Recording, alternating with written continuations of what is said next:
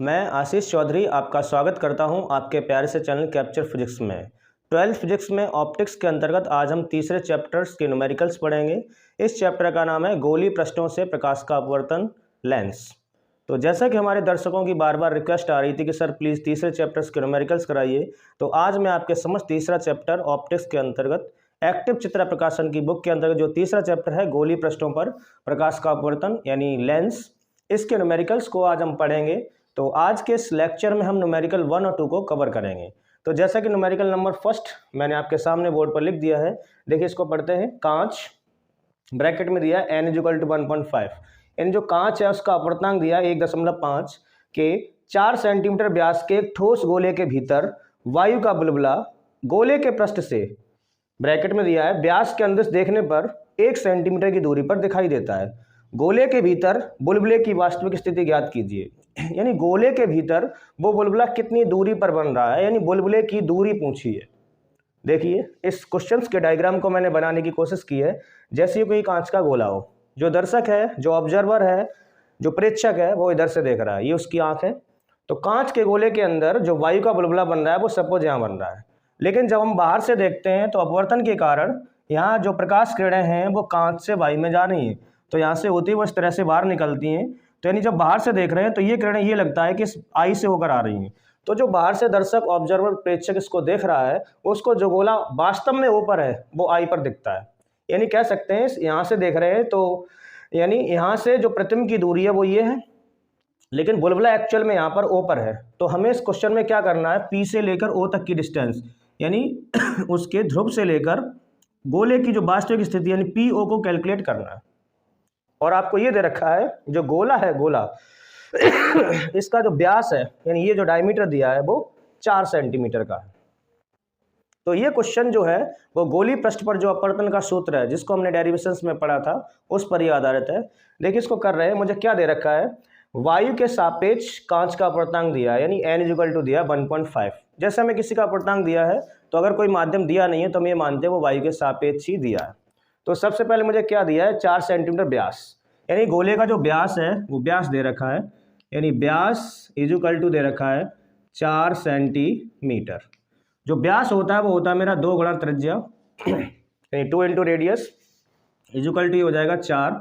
यहाँ से r का मान निकालेंगे तो 2 से 4 को काट देंगे 2 बार, तो r का मान आ जाएगा 2 सेंटीमीटर। यानी उसकी जो त्रिज्या आ गई है, त्रिज्या वो कितनी आ गई है, 2 सेंटीमीटर। यानी हमें मालूम पड़ गया इस गोले का अगर हम केंद्र C मान लें तो उसकी त्रिज्या कितनी हो गई अब, 2 सेंटीमीटर। व्यास अगर 4 सेंटीमीटर है तो त्रिज्या उसकी हो जाएगी 2 सेंटीमीटर। लेकिन ये जो पृष्ठ है वो गोलीय उत्तल पृष्ठ के जैसे बिहेव करेगा। तो ये ध्रुव से लेकर ये यहाँ पर प्रकाशिक ये जो C है वो वक्रता केंद्र का काम करेगा। तो ध्रुव से वक्रता केंद्र तक की दूरी क्या होती है मेरी, वक्रता त्रिज्या।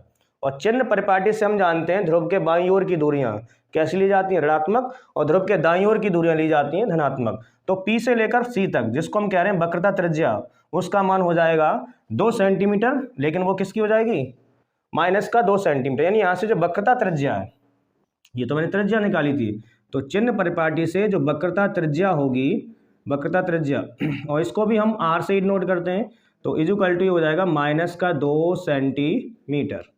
अब सवाल आता है ये माइनस कहाँ से आ गया, तो मैंने आपको बताया चिन्ह परिपाटी से ऑप्टिक्स में हम जानते हैं ध्रुव के बाईं ओर की दूरियां ऋणात्मक ली जाती हैं। तो व्यास से हमने त्रिज्या निकाली, त्रिज्या ही हो गई यहाँ पर वक्रता त्रिज्या।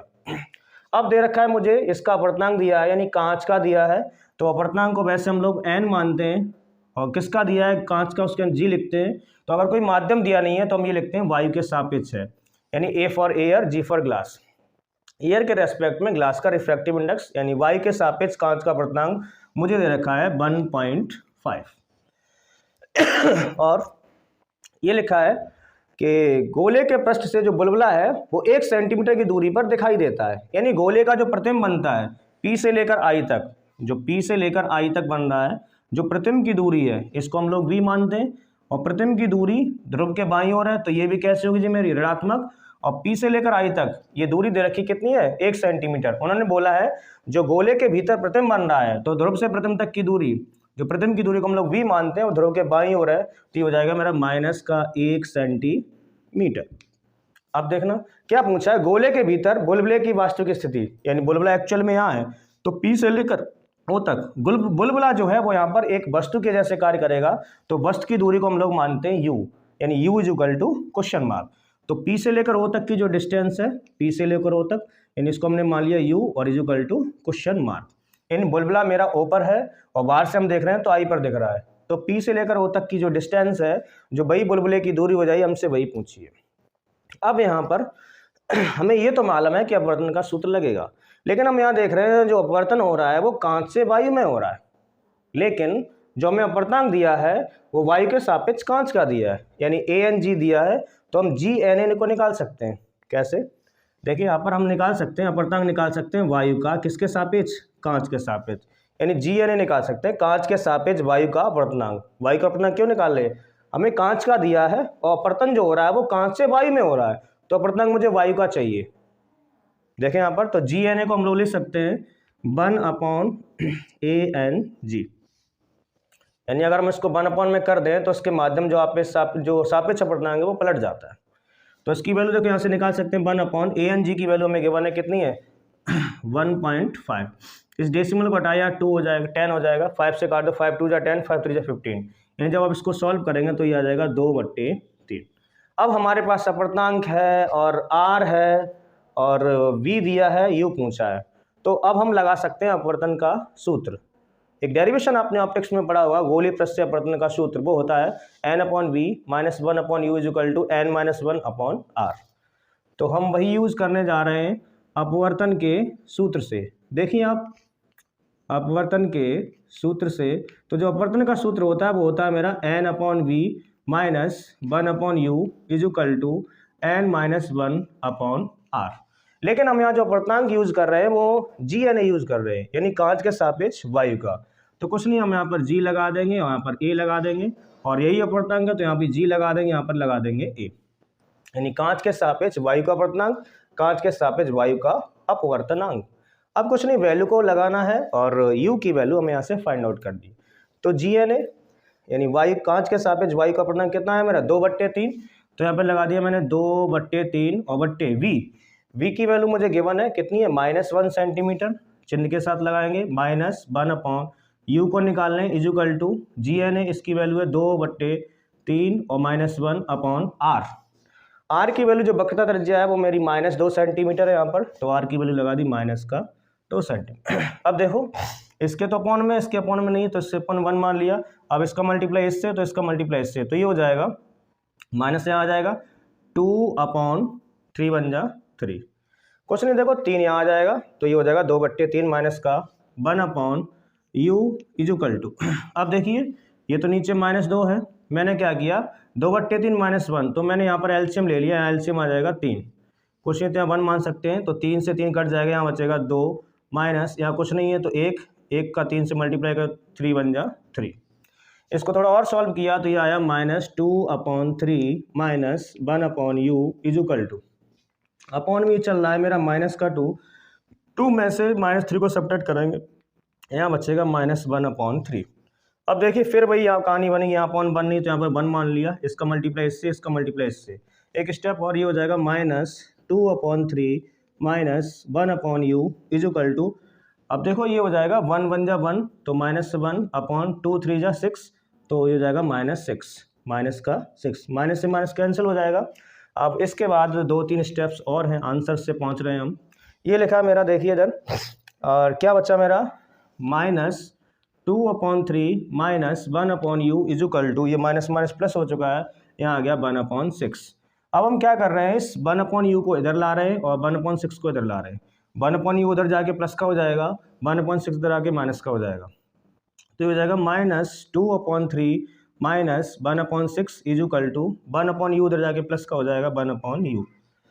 एलसीएम ले लो, यहाँ पर एलसीएम आ जाएगा 6, 3 2 जा 6, 2 1 जा 3 2 जा 6, 2 2 जा 4, यानी -4 आ जाएगा यहाँ पर, -6 1 जा 6, 1 1 जा 1, और इज इक्वल टू यहाँ पर हो जाएगा 1/u, -4 और -1 ये हो जाएगा -5/6 इज इक्वल टू 1/u। अब u की वैल्यू चाहिए तो इसको भी पलट दो, इसको भी पलट दो, तो यहाँ से u निकालेंगे तो u इज इक्वल टू आ जाएगा -6/5, जब इससे डिवाइड करेंगे तो ये हो जाएगा -1.2। अब यूनिट यहाँ पर डिस्टेंस सेंटीमीटर में है तो आ जाएगी सेंटीमीटर। तो आप देख सकते हैं यहाँ से जो बुलबुले की जो वास्तविक स्थिति है उसके ध्रुव से, यानी बुलबुला यहाँ पर था P से लेकर O तक, इसी डिस्टेंस को हमने U माना था और U की वैल्यू कितनी आई है -1.2 सेंटीमीटर। तो उम्मीद करता हूँ ये क्वेश्चंस आपको बखूबी समझ में आया होगा और यकीनन मैं दावा कर सकता हूँ आप मेरे चैनल को देखते रहिए, इससे बेहतरीन सॉल्यूशन आपको यूट्यूब पर तो नहीं मिलेगा। तो अब चलते हैं नेक्स्ट यानी क्वेश्चन नंबर 2 पर। दूसरा क्वेश्चन आपके सामने है, ये लिखा है चित्र में प्रदर्शित, मतलब इसमें डायग्राम दिया हुआ है कांच और कांच का अपर्तनांक n इक्वल टू दिया 1.5 कि एक बेलनाकार छड़ के एक सिरे को 12 सेंटीमीटर त्रिज्या के अर्धगोलीय के आकार का बना दिया गया है। इस सिरे के बाईं ओर 12 सेंटीमीटर की दूरी पर स्थित एक बिंदुवत वस्तु O के प्रतिबिंब I की दूरी V, ध्रुव P से ज्ञात कीजिए। तो ये क्वेश्चन हमने पढ़ लिया है और क्वेश्चन के अकॉर्डिंग ये डायग्राम दिया हुआ है। ये कोई कांच की कोई छड़ हो और इसके एक सिरे को अर्धगोली इस तरह से बना दिया गया है और इस कांच का जो अपर्तनांक दिया है, अब कांच के अपर्तनांक को हम G लिखते हैं, Ng, G फॉर ग्लास। अब कोई माध्यम दिया नहीं है तो इसके चारों माध्यम क्या होगा, वायु। तो वायु के सापेक्ष जो कांच का अपर्तनांक जिसको हम कह रहे हैं Ang, वो दिया मुझे 1.5। 2 सेंटीमीटर त्रिज्या के, मतलब इसकी जो त्रिज्या है, इस जो वक्र है, जो कर्व है, इसकी जो त्रिज्या है ये वाली जो P से लेकर C तक, ये 2 सेंटीमीटर दे रखी है और यही त्रिज्या यहाँ पर वक्रता त्रिज्या का काम करेगी ध्रुव से। और ये प्रकाशिक के जिसको कहते हैं वक्रता केंद्र तक की जो दूरी होती है वो वक्रता त्रिज्या कहलाती है। तो C यहाँ पर वक्रता केंद्र का काम करेगा। तो P से लेकर C तक ये दे रखी है इसकी त्रिज्या, तो ये हो जाएगी यहाँ पर वक्रता त्रिज्या 2 सेंटीमीटर। PC की वैल्यू दे रखी है, अर्धगोली के आकार का बना दिया गया इस सिरे के बाईं ओर। अब ये ध्रुव P है, इसका बायां सिरा ये है और दायां सिरा ये, बाईं ओर 12 सेंटीमीटर की दूरी पर एक बिंदुवत वस्तु O रखी है। तो P से लेकर O तक ये बिंदुवत वस्तु O रखी है और इसकी डिस्टेंस हमें क्वेश्चन में दे रखी है 12 सेंटीमीटर। ये इसके बाईं ओर है P से लेकर O तक, यानी वस्तु की दूरी को हम लोग U मानते हैं, तो U की वैल्यू दे रखी है 12 सेंटीमीटर। अब पूछा है ध्रुव P से लेकर इसकी जो प्रतिबिंब की दूरी B है, जो I यहाँ पर बन रहा है, इसका प्रतिबिंब दाईं ओर बन रहा है, चित्र में दिया हुआ है। तो ध्रुव से लेकर प्रतिबिंब तक की जो दूरी होती है यानी V, उसको हमें कैलकुलेट करना है। बिल्कुल सिंपल है, जैसे हमने क्वेश्चन नंबर अभी 1 किया था वैसे ही ये है, बस हम इसमें थोड़ा चिन्ह परिपाटी का यूज करेंगे। तो P से लेकर C तक ये ध्रुव है और ये वक्रता केंद्र है, तो ध्रुव से वक्रता केंद्र तक की जो दूरी होती है वो होती है मेरी वक्रता त्रिज्या, और वक्रता त्रिज्या को हम लोग R मानते हैं। तो यानी यहाँ से मुझे वक्रता त्रिज्या दे रखी है, त्रिज्या ही यहाँ पर हो जाएगी वक्रता त्रिज्या। तो वक्रता त्रिज्या इसको P से लेकर C तक लिखते हैं, P से लेकर C तक इसको कैपिटल R मानते हैं। तो R इज इक्वल टू, अब ये ध्रुव के बाईं ओर है तो बाईं ओर की दूरियां हम लेते हैं ऋणात्मक, तो माइनस, और इसकी वैल्यू मुझे दे रखी है 2 सेंटीमीटर। तो यानी यहाँ पर हो जाएगी मेरी वक्रता त्रिज्या हो जाएगी 2 सेंटीमीटर। इस वक्र की जो त्रिज्या दे रखी है वही यहाँ पर वक्रता त्रिज्या का काम करेगी। वस्तु की दूरी, ध्रुव से वस्तु की दूरी को हम लोग U मानते हैं, ध्रुव के बाईं ओर है इसलिए P से लेकर O तक की जो दूरी है U, वो मेरी U है 12 सेंटीमीटर। अब ये बाईं ओर है तो ये हो जाएगी ऋणात्मक। तो यानी P से लेकर O तक की दूरी जिसको हम लोग वस्तु मानते हैं, बिंदु वस्तु O यानी U की दूरी, U हमेशा ऋणात्मक ही लेते हैं माइनस, और ये वैल्यू में गिवन है 12 सेंटीमीटर। अब पूछा क्या है, प्रतिबिंब की दूरी यानी ध्रुव से लेकर प्रतिबिंब तक की दूरी जिसको हम V मानते हैं, V is equal to question. अब यहाँ पर ये देखिए जो अपवर्तन हो रहा है, जो प्रकाश किरणें कांच से वायु में जा रही है, कांच से किस में जा रही है, वायु में। तो हम यहाँ पर अपर्तनांक लगाएंगे वायु का। क्वेश्चन में हमें दिया हुआ है कांच का, वायु के सापेक्ष कांच का दिया है, तो हम कांच के सापेक्ष वायु का अपर्तनांक निकाल लेंगे, फिर हम लगा देंगे अपवर्तन का सूत्र और एज इट इज बड़ी आसानी से इसको कर लेंगे। तो हम निकाल रहे हैं कांच के सापेक्ष वायु का अपवर्तनांक, कांच के सापेक्ष वायु का अपवर्तनांक यानी ग्लास के रेस्पेक्ट में एयर का रिफ्रैक्टिव इंडेक्स, कांच के सापेक्ष वायु का अपवर्तनांक इज इक्वल टू, इसको हम लिख सकते हैं 1/ANG। अब ANG यानी वायु के सापेक्ष कांच का अपवर्तनांक हमें दिया है 1/ANG, इसकी वैल्यू कितनी दे रखी है 1.5। डेसिमल हटाए यहाँ 10 हो जाएगा, 5 से काट दो, 5 दूनी 10, 5 3 15, यानी जब इसको काटेंगे तो 2/3 आ जाएगा। अब अपवर्तनांक हमें दिया है, U हमें दिया है, R हमें दिया है, V पूछा है, और ये गोलीय उत्तल पृष्ठ के जैसे बिहेव करेगा। तो गोलीय उत्तल पृष्ठ के लिए जो अपवर्तन का सूत्र है n/v - 1/u is equal to n - 1/r, उस सूत्र को हम अप्लाई करने जा रहे हैं। सेम जैसे अभी पहला किया था वैसे ही दूसरा है, अपवर्तन के सूत्र से, अपवर्तन के सूत्र से। तो जो अपवर्तन का सूत्र होता है वो मेरा होता है n/v minus 1/u equal to n minus 1/r। अब यहाँ जो हम अपर्तांक यूज़ कर रहे हैं वो यूज़ कर रहे हैं वायु का, कांच के सापेक्ष वायु का। तो हमने यहाँ पर g लगा दिया, यहाँ भी a लगा दिया, तो यहाँ भी g लगा दिया, यहाँ भी क्या लगा दिया a। कांच के सापेक्ष वायु का अपर्तांक, कांच के सापेक्ष वायु का अपर्तांक। तो gn है, इसकी वैल्यू हमने निकाल ली है, कितनी है 2/3। तो यहाँ लगाया 2/3 और बट्टे v और माइनस 1/u। u की वैल्यू मुझे गिवन है माइनस के 12 सेंटीमीटर, तो यहाँ पर पुट कर दिया माइनस के 12 इजुकल टू GNA, यानी ये वाला GNA, इसकी वैल्यू है मेरी 2/3। तो यहाँ पर लगाया 2/3 माइनस 1/r। r की वैल्यू जो त्रिज्या है वही यहाँ पर वक्रता त्रिज्या यानी बन गई, इसकी वैल्यू है -2।